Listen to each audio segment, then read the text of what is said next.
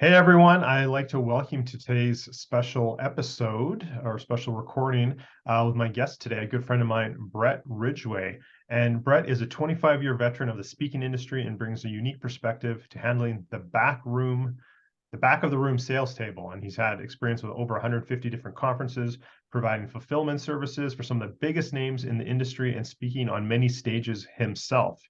He's an author of 8 books focused on speakers, authors, information marketers, and event promoters, and is a frequent guest on virtual summits, podcasts, and at in-person events. And I've just gotten to know Bret here in the last, 8 or 9 months, Bret, would you say? About that much we know each other? Gosh, Yeah, it's been that long already, man. it seems like it's that long, Fly. and we've become starting to become really good friends here. And we're going to talk about one of Bret's latest books that I just had the pleasure of reading recently, and he's got some upcoming some really cool things upcoming here. So please stay to the end while we talk about that. But first of all, Bret, welcome to Well, the. Deepak, I'm so excited to be with you today. I think it was probably back in September, October when we first met Yeah, through somewhere the around there.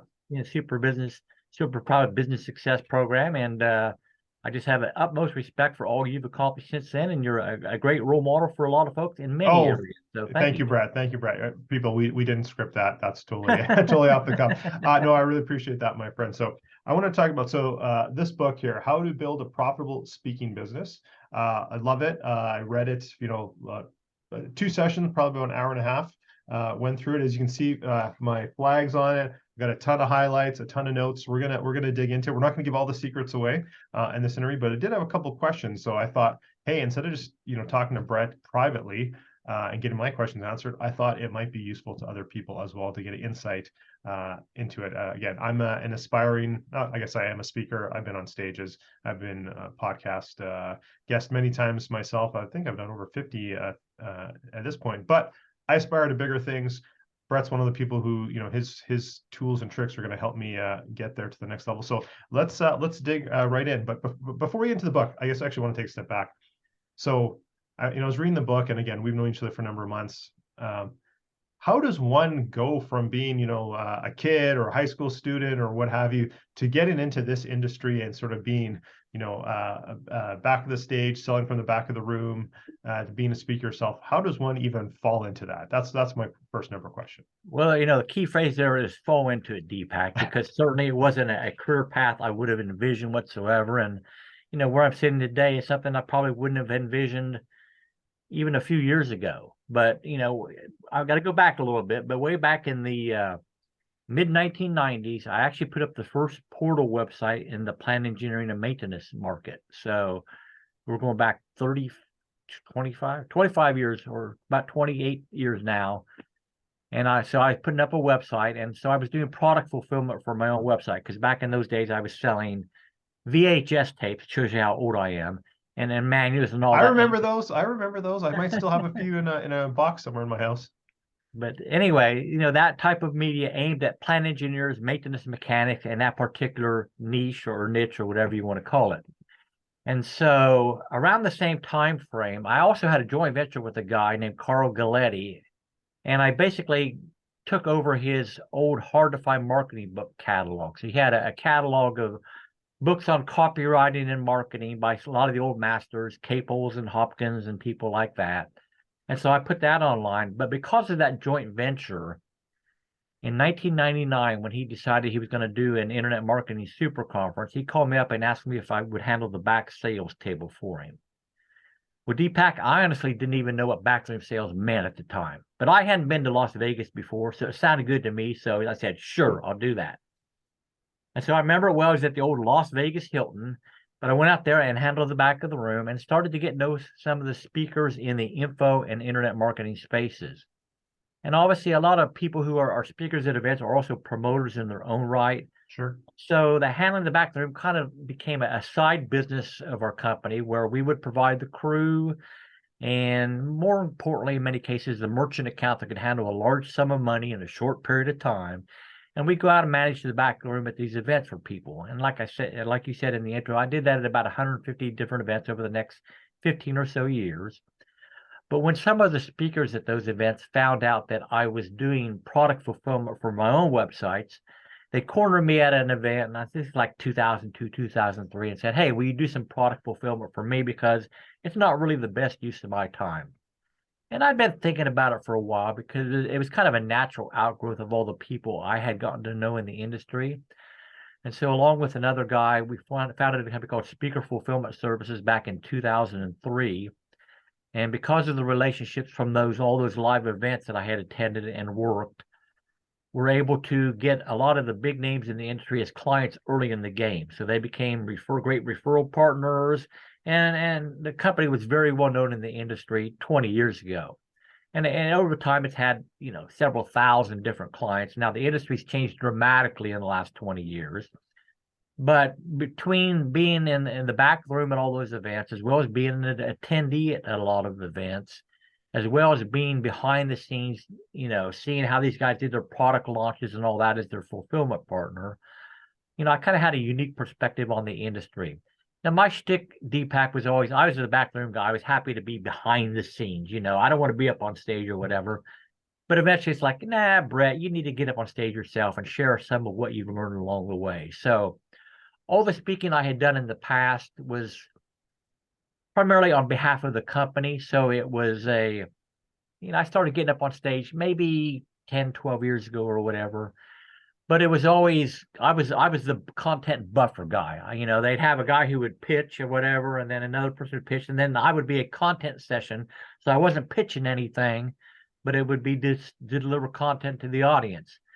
And so, again, it was always on behalf of the company, and the obviously outcome hopefully would be that they become a client of the fulfillment company.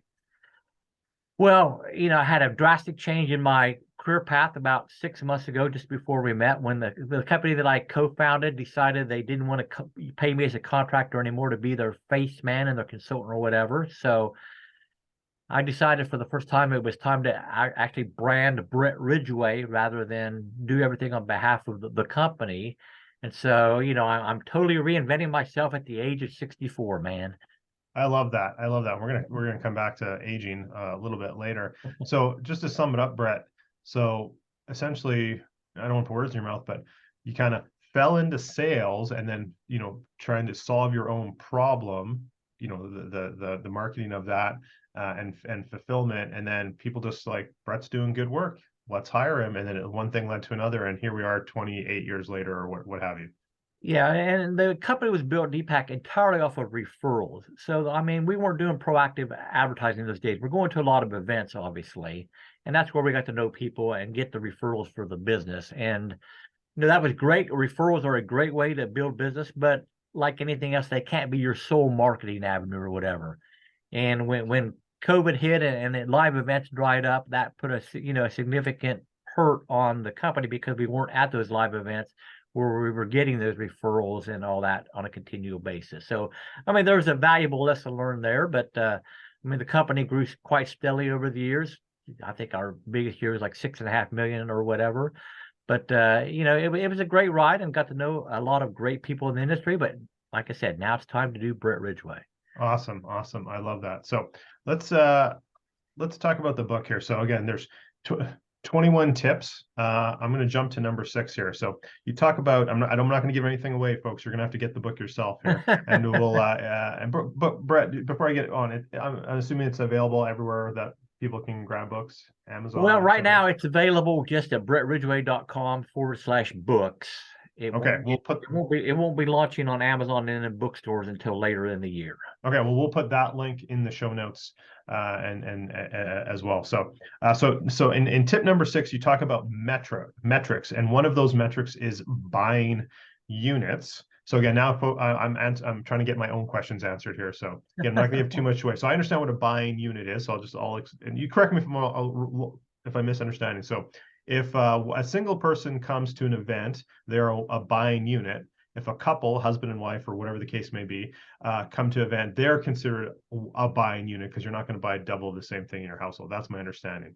Yes. So, and then from what I understand from the book, is like when you're trying to figure out how many buying units are in a room, you have to sort of discount, okay, well, there's people from other speakers, there's event staff, there's maybe you know, maybe it's at a hotel and there's like the hotel staff, et cetera. So you have to try to discount those people into how many actual buying units are there. So my question is there a certain percentage you can, you know, kind of put your thumb out and say, you know, for how many people we count in the room, we can 5%, 10%, whatever that number is like, we know those are not buying units? The easy answer to your question is no. There's no easy or strict percentage because it's going to depend upon what type of event it is. You know, in the book, I talked about the event that I was working that was in the homeschool market or whatever. And so that would be an outlier because the percentages of people that were duplicates was way higher than you would see at a normal Sure. conference. So you need to factor that into account. I mean, it's not an exact science, certainly, Deepak. I mean, yeah, you can get a fairly easy idea of the amount of, you know, crew in the room, whether they're audio, video guys, or people you see passing out handouts or whatever. And typically they might have a speaker seating section where the speakers will be, you know, over on the side or whatever. And you'll get to know the speakers eventually and know if they bring a crew of their own or whatever. So, I mean, you're doing some rough figuring, honestly. But you know, there's no, hey, it's 5% or it's 10% or whatever. So sorry, man, can't make that easy. Okay, no worries. And I was thinking about this question in preparation of this interview. I was thinking back to way back in the day. My parents used to run a catering company, and we do a lot of events, especially around, you know, long weekends and weddings and all that sort of thing. And one of my jobs was, you know, and it's very easy. You have a, you know, it's a small number. You know how many you've set the room for, so many you can easily count empty seats that people didn't show, or you know how many plates you put out on the buffet table, and you can count and judge that way. But you know, sometimes we'd have these large, and you know, my parents specialized in the East Indian market here locally. So you have these very large, you know, weddings events, you know, 5, 6, 7, 800,000 people. And, you know, I got to, you know, and I was always my charge count, you know, and you do multiple counts and try and get, you know, like, well, we feel there's like this many people, but like literally, and people are walking around and moving. So I got pretty decent trying to count people as they were moving and get, estimates. So it just kind of brought me back to those days, just reading that part of the book. So reliving old memories. Now, I do want to say, Deepak, that you need to take into account that when we're talking about buying units, we're really talking about the platform selling speaker model. yeah, You know, person who's selling a product or service from the stage. If you're a keynoter or you're just using it as a business building thing, yeah, you need to have an idea how many people are in the room, certainly. But it's less important in that scenario than if determining that metric as a platform seller, because if you want to get on more stages, then, you know, one of the questions you might typically be asked is, well, you know, what's your closing percentage or whatever. And so it definitely comes into play in the platform selling situation. good point. Very good point. So Bret, earlier you mentioned, you know, COVID, and then, you know, everything going virtual, and now we're kind of, I think, mostly back to normal, and where there's no, but now we have both things. So, you know, you talk about studying the attendee list in the book. Is that harder for virtual events? Well, I think it definitely presents a different set of challenges. Now, if it was me and I'm running a summit or a virtual event like that, I'm going to have a second person who is, number one, saving the chat themselves multiple times. If it's possible and you're doing breakout rooms, I'm sending them into the various breakout rooms to, you know, save those chats too. And then I'm also having them probably write down the name of everybody they see on the screen, you know, that pops in or out or whatever, so that I can then do some follow-up. Now, maybe they registered for your event and you had their name or whatever, but you like to know who shows and doesn't show. But so I'm going to have an assistant or somebody help me track all that stuff, and so that I can make better decisions and do better follow-up long term. Okay. You know, this is a question just came to mind just now as you were speaking. So, you know, I'm thinking back, it's been a while, obviously, a couple of years since I've been to a in-person conference or what have you. And most of the time, and again, it kind of relates to this last question is, you know, you check in once or maybe every morning, say it's a multi-day event, you check in the first thing in the morning, like, yeah, here's my badge, but then you kind of have free reign of which you know, room you go to, the smaller room, you know, sometimes there's speakers going at the same time. So it's a little bit nice to me think it's, you know, besides having somebody kind of count, it's kind of harder to track that way. Maybe it's almost easier virtually. Yeah, in some sense, but even if it's a live event, Deepak, I'm going to take an assistant with me and help them, you know, so I can focus on my speaking or whatever. They're the ones that are going to count, all right, how many people are in the room when I actually spoke. I mean, because the event promoter may tell you they've got 300 people signed up for the event. Well, first of all, I will tell you from practical experience that if the event promoter tells you they have 300, you're lucky if there's actually 50 or 70 people in the room. I mean, I was talking to a gal a couple of weeks ago, and I asked her this specific question. I say, what multiplier do you apply to the number that the event promoter gives you on the number of attendees? And she said 25%. And I would say that's exactly where I'm at, 25 to 30%. Now, I'm not saying event promoters are liars or whatever, but they tend to be overly optimistic on the number of people they could get into a room, and their ability to improve that show rate is somewhat lacking. So if they tell you they're going to have 300 people at an event, again, if you have 50 to 75, that's probably what the actual number will be. And you do need somebody in the room to actually, help you count that, because you're not going to try to take care of that yourself. You need to focus on your speaking. Right. But, it's a harsh reality that you need to be aware of as a speaker when you get into this game. Absolutely. Absolutely. So in tip number 8 in the book here, you talk about getting gigs, getting speaking opportunities. And one thing you mentioned is speaking bureaus. So yes, two-parter. What are those, and at what stage of your speaking career does that make sense to use that? Because that was a new term for me, actually, to be honest. Yeah, speaker bureaus are organizations that rep keynote speakers typically to corporations or an association. So an association will call up a speaker bureau and say, hey, we're looking for a speaker for this particular topic or whatever. And the speaker bureau is going to make some recommendations to them. And if they book that speaker, then the speaker bureau takes typically about 30% of your speaker fee for coming and delivering that presentation to whoever contracted you. Now, speaker bureaus have their pluses and minuses. I will tell you that, to specifically answer your question, Deepak, it's one of those, I don't know, how do I say it, chicken or egg things or whatever. I mean, you're going to be attracted to them probably when you don't need them, if that makes sense. When you build up a big enough following and are in high enough demand yourself, then that's when they're going to want to come and get on board with you or whatever. Because kind of like getting a business loan, right? When the banks come calling you, it's kind of like getting a business loan. When the banks come to give you, they want to give you money yes. when you don't need it. When you do need it, they don't want to touch you. Yeah, that's exactly right. And speaker bureaus are going to typically want to push the people that are their higher ticket speakers. So they're people that are, have 10, 20, 50, $100,000 keynote fees. They're who they want to push because obviously they're going to get a percentage on a much higher dollar amount. It's interesting, Deepak. I was a couple of weeks ago, I was doing some research on speaker bureaus actually, and I found one that touted that they had vetted over 16,000 different speakers. Well, I went to their website, and there was only about 400 speakers listed. So even though that you were vetted by this speaker bureau, you had like a 2.8% chance that you would even be featured on their website. So, speaker bureaus, I'm not a big fan, but I know they have their place in the industry. I was talking to a fantastic keynoter last week, actually, and she said she hardly ever uses speaker bureaus. It's her own proactive efforts, which is the way it should be, obviously, in any type of situation that are driving the traffic and the speaking gigs for her. Makes sense.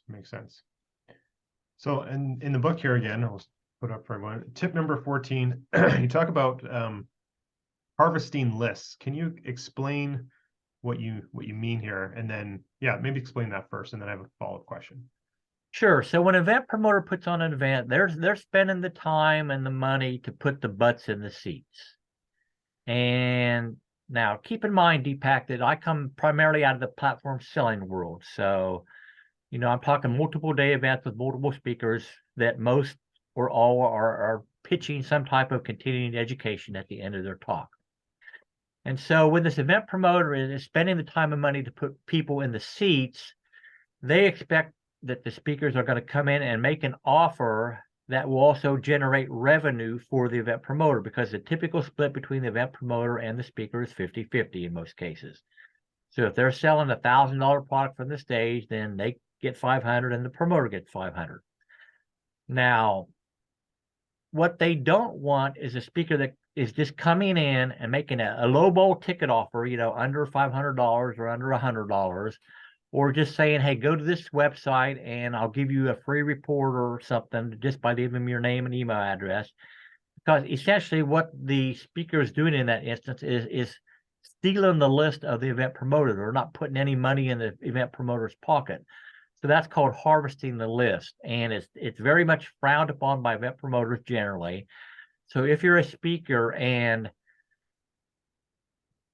you are not allowed to sell from the platform, then you need to speak with the event promoter and find out what is permissible. I mean, it's the event promoter's sandbox, and if you want to play in it, then you got to play by their rules.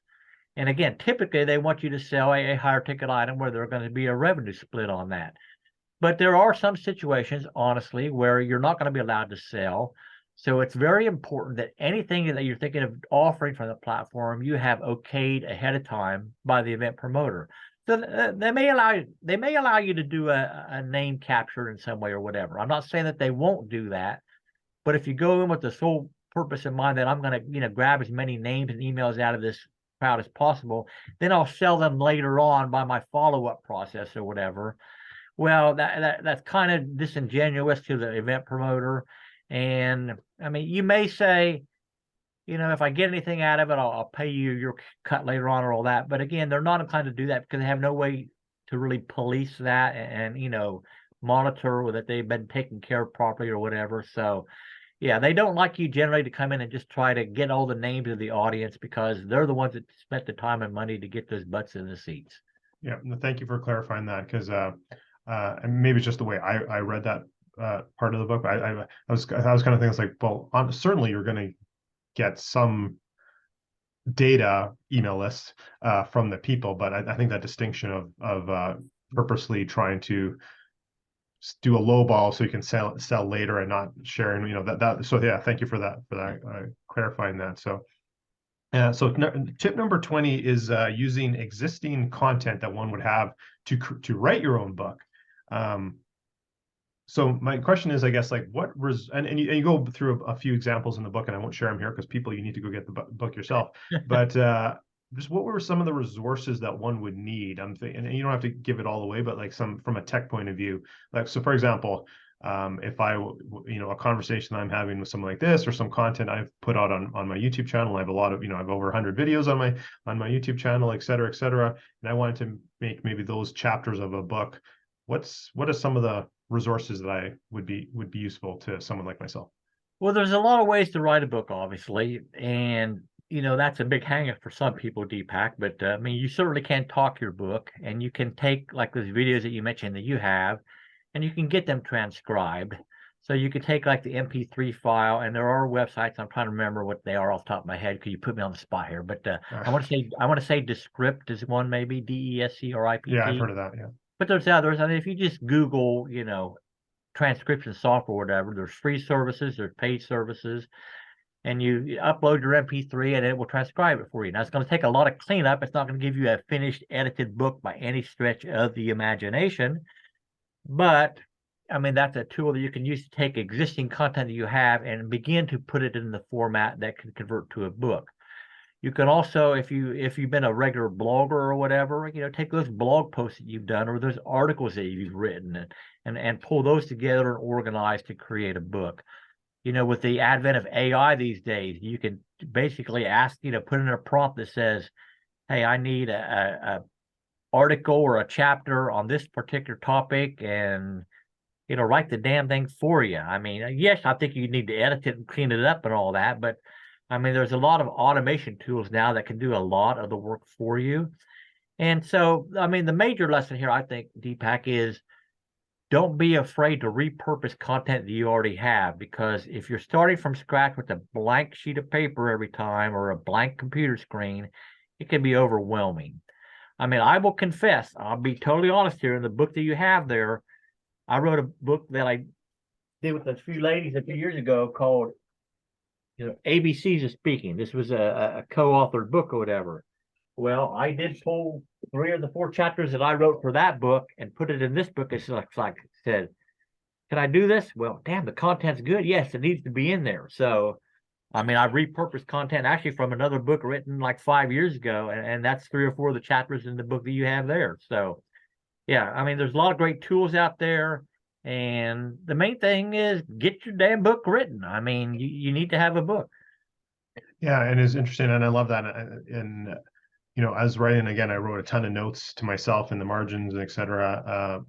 Some of which are the questions I'm asking you today, some of which are just for myself. But I will share this, and maybe it's a bit of an accountability. I'm going to lean on you there, Brett. As I was going through it, especially this part we're talking about, tip number 20, I was like, oh, this could be a book. This could be a book. This could be a book. And I probably like 3 or 4, obviously related and what I'm all about, topics of content that I've already written or recorded that could be a smaller book as opposed to that daunting 500-600 page book that I really want to write sometime. But I was like, no, maybe I just need to start with like the 100-150 page book of stuff I've already done and get something out there. So anyway, it's coming, folks, sometime in the future. Brett's going to hold me accountable. Do not write a tome, Deepak. Do not write a tome. I mean, you got to think, one of the things that people don't think about with books is typically the book should be a lead generation tool for you. It's an introduction into your world that will lead to other higher ticket products and services that you have. Well, that means that book needs to be as consumable as possible. So if you give somebody a 500-page book, it's like, oh my God, too much work to read this. I'm not going to read it. They'll never get through your book. So the chances of you selling them any other product or service is like down the tubes. So think in terms of a 125, 150-page book. You're far better off writing 3 separate 150-page books than one 450-page book. Yeah, it's a very good point. I think too, and I'd love to get your take on this as well. Because again, I don't mind reading those type of books from people that I know, like, and trust. But I think that's the thing is like if you have a certain audience or platform of an X size where people have been following you for 5-6 years, then maybe, or 10. There's people I'll buy every book that they put out, and I've been following them for 10 years at least. And I don't mind reading that tome, however you said. But would you say that's agree? Like you have to get a certain scale or experience before one could even maybe attempt such a size book? Would that be fair? To make it worthwhile, that people are going to like just buy it because of your reputation and what you've already done for the last X number of years. I mean, I would generally agree with that statement. I think Deepak, but I haven't really thought about it that much. I mean, I talked about consumability, and I'm one of these people that maybe likes to read before I go to bed, or a little bit in the morning or whatever. And if I pick up a book and that first chapter is 25 or 30 pages, it's like, oh my God, it's too much work to even get through one chapter. So even if you're going to write a big long book, I think your chapter should be no more than like 7 pages or whatever. I mean, I don't know if you ever read James Patterson at all. I don't know whether you read that genre or not, but he's a well-known mystery author and all that. Yeah, familiar with him, but that's not a genre I read, actually. But his chapters are 2 or 3 pages long. It's like, well, I can read another chapter, I can read another chapter, I can read another chapter. Next thing you know, you read that 100 or 200 or 300 pages because you were consuming it in very bite-sized chunks. So yeah, one thing I like as well, even if they're not chapters that short, frequent sections or headers or whatever, because that's an easy place. Again, I love the flags, so that's easy for me to like mark where I left off. I don't like big long chapters where it's like 8 pages. I'm like, where's a natural place for me to stop to pick it up later, where it's like, oh, here's a section, and now they're starting with a new idea related, obviously, but I can flag it here or tab my dog-eared or whatever. So I mean, in addition to shorter chapters, you need to watch your paragraph length. You need to break up the text with pull quotes or Johnson boxes or graphs or charts or, like you say, subheads or whatever. Just something to give the eye a break. Absolutely. So we're going to get to your course here in just a second, but I did notice at the back of the book, the course outline is at the back of the new book. So I'm just I'm curious, is the and you may have already answered this with your last response. So is the book this book promotional tool or marketing tool for the course? Oh, definitely. Okay, awesome. It definitely is. And it's funny. After I wrote that, it was already at the publisher and all that. And then I changed the name of the class, so I had to develop a postcard to stick in the book. I don't know if that was in yours or not. Yeah, it was. Yeah. So I had to stick a postcard in there and say, hey, the name's changed, but the content's the same or whatever. So yeah, it's definitely designed to be a lead generation tool for the higher ticket masterclass. Okay, awesome. So maybe, we got some, your, so you have a number of workshops that are upcoming that are going to be talking about your master class. So, when again, it's in the back of the book to outline people, but Brett, can you give, high level, like what's the course about? What are people going to learn from the course? Yeah, well, there's actually two separate things, Deepak. So the first is a free workshop that I titled Three Key Things Entrepreneurs Must Master to Build a Profitable Speaking Business.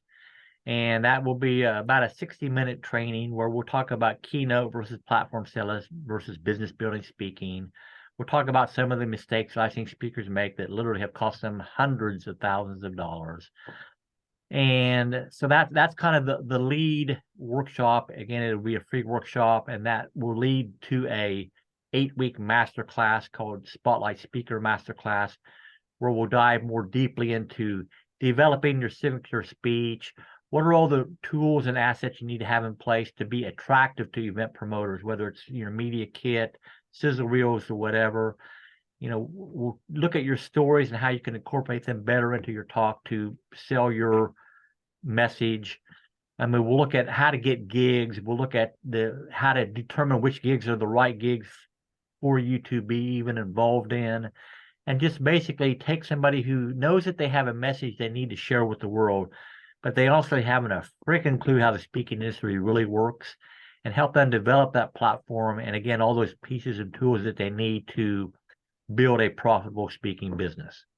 Awesome. And again, we're going to put a link to the upcoming workshops in the description, so you guys can check it out. I highly encourage you to check it out. I'm going to check it out myself.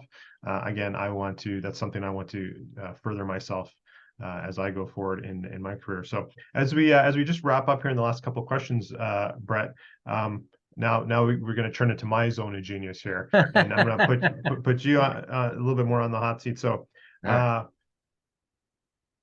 do you have a morning routine, and if so, what does that look like for you? I'm surely not as disciplined as I'm guessing that you are, Deepak, in terms of routine and all that. I mean, I actually keep an office outside my home because I find that I'm not very effective just working in my home or whatever. So I have an office about 5 minutes away, and I'll typically get in anywhere. It just depends on how quickly the motors get running in the morning or whatever. I mean, I'll come in there from 6:30 in the morning to 8:30 in the morning, depending on how my morning's starting or whatever. I typically begin my day by reading a chapter of a business book. So it's like, all right, first thing I'm going to do is get a little bit of education. And you can see on my shelves behind you, lots of different books and stuff. So I'll pull something off the shelf and, like I said, read a chapter. And some of these books have been around forever, but it's like, I need to remember to do that. I need to remember to do that. So that's part of my discipline now.